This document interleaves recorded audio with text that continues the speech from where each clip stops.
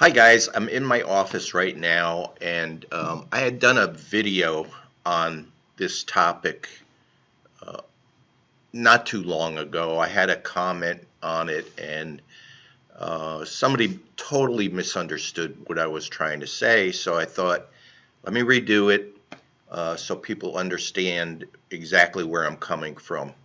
So I've had questions about what does value add mean when I say, hey, we're going to go out and look at apartment complexes. We're looking for value add, and um, what that does is it adds value. Whatever you do to that property will add value to that property and make it worth more money, basically. So how do we figure out that it helps us make more money?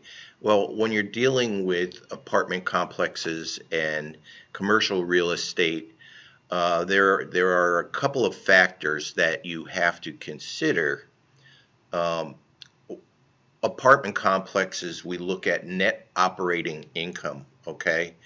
And I don't want to get too far into defining net operating income, but just basically, it's your income minus your expenses, but you don't take into consideration the debt or capital expenditures. Okay, so basically you're looking at a cash flow situation here.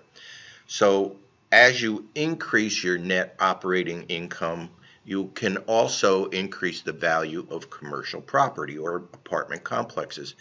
And you can increase your net operating income obviously by increasing rents in an apartment complex or becoming more efficient and reducing your expenses, or any combination of those two.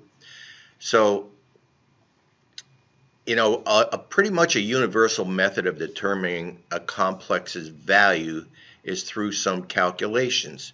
And those that calculation consists of basically three items: and net operating income, which I've just mentioned, the value of the property or the price you paid for that property, and most of the time we're looking at the value of it to determine, how do we get to that value.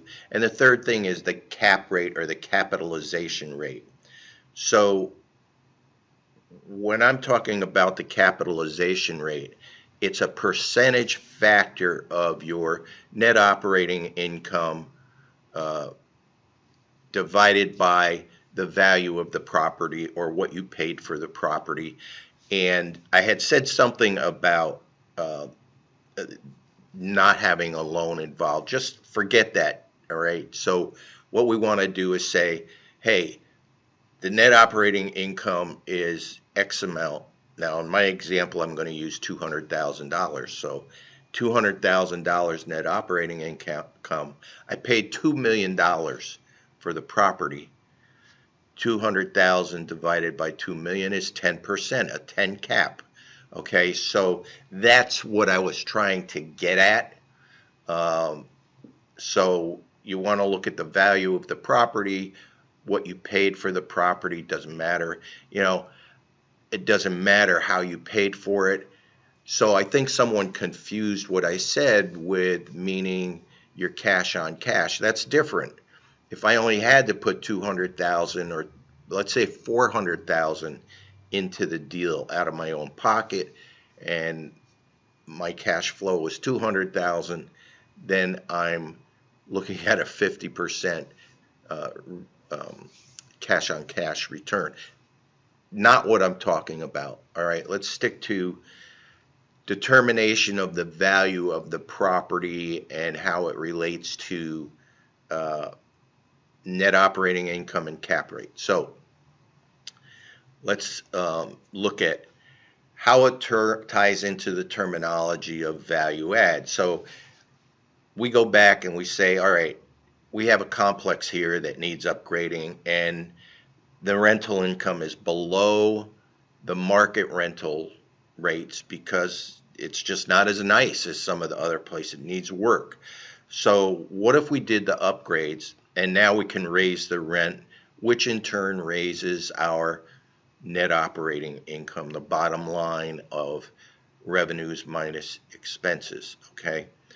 So in addition, maybe we become more efficient with our expenses, so that also means that we've reduced our expenses, we've increased our revenue, we've reduced our expenses, which increases our net operating income. So let's take a look at the formula. So to find the cap rate when we know the value of an apartment complex,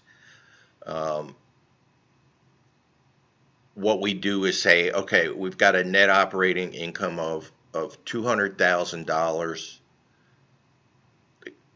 divided by the apartment value of $2 million, then we know our cap rate is 10%.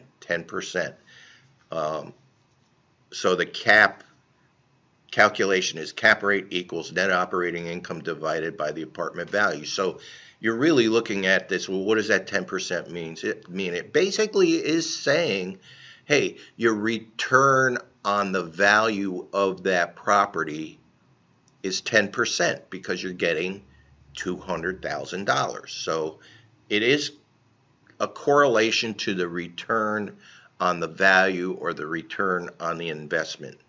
Now, to find a net operating income amount when you know the value and the cap rate,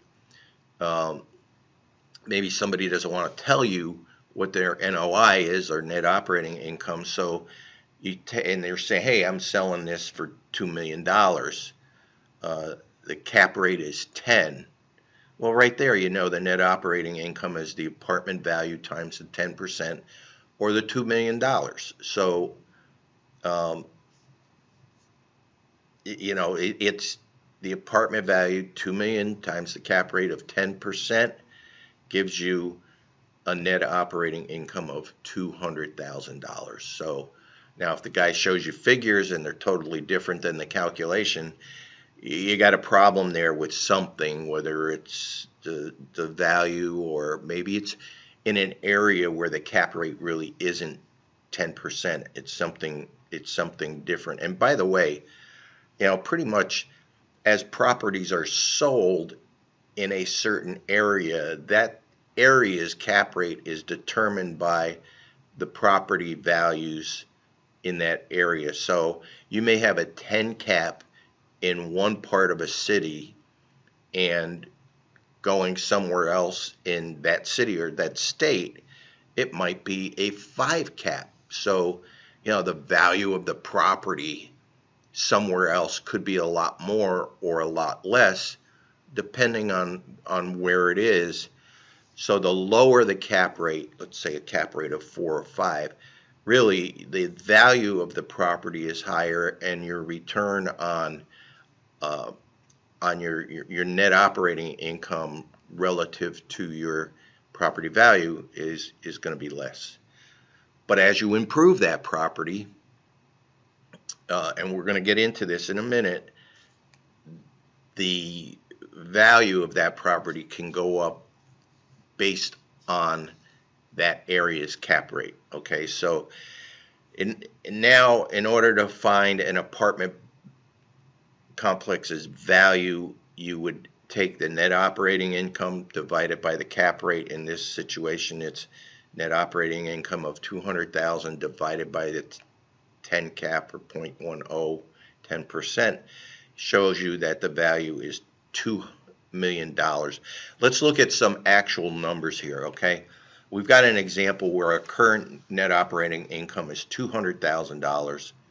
Our purchase price or the value of the property based on what we pay for it or what the guy can get for it is $2 million. So our cap rate is the 200,000 divided by the 2 million or 10%. So through an efficiency process and upgrading the apartments and becoming a little more efficient with expenses, let's say now 1 year it was a $200,000 net operating income. This year it's $300,000. So if we take our $300,000 and look at it as, hey, this area is a 10 cap, we can value this property as a $3 million piece of property now instead of 2 million, because 300,000 divided, or 300,000 with a cap rate of 10, all right, equals $3 million. Okay, so the value of the building, 300,000, net operating income divided by the cap rate of 10% equals $3 million. So if we're retaining that cap rate in that area, we can value this property at $3 million. And if you're going to go out and try to refinance it, that's the way the lender is going to take a look at it. Hey, let's take a look at your net operating income. You know, what's the cap rate in this area? Okay, we'll finance it based on a $3 million value. Quite frankly, that's how they do a lot of these deals when you're a lender. So now, in order to get right down into it, for every dollar on a 10 cap, for every dollar we increase our net operating income, we multiply that by 10. So for every dollar we improve our net operating income, it adds $10 of value to our building. So in our situation here, we increased the net operating income by $100,000. Multiply that by 10, it increased the value by $1 million. So we went from $2 million to $3 million. So, and again, different areas have different cap rates. Also, one thing I want to mention is you will find that properties may be going on the market, let's say at a 5 or a 6 cap, and the area really calls for an 8, 9 cap. So one of my mentors has always said the biggest lie in multifamilies is the asking price. All right, you got to get that asking price to a point where it makes sense for you. And as a syndicator or a sponsor of a deal, you're always looking to improve the NOI because, of course, number one, it's going to help your cash flow. Number two, it helps the value of the building. So as a sponsor or a syndicator,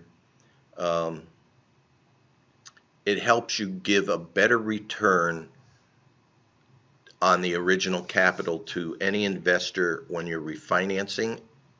It helps you give a better return of original capital plus profits to an investor when you're refinancing. And as the value of the building goes up, you get to return the original capital to your investors plus a profit when you are selling the building. Okay, so you want to increase that NOI.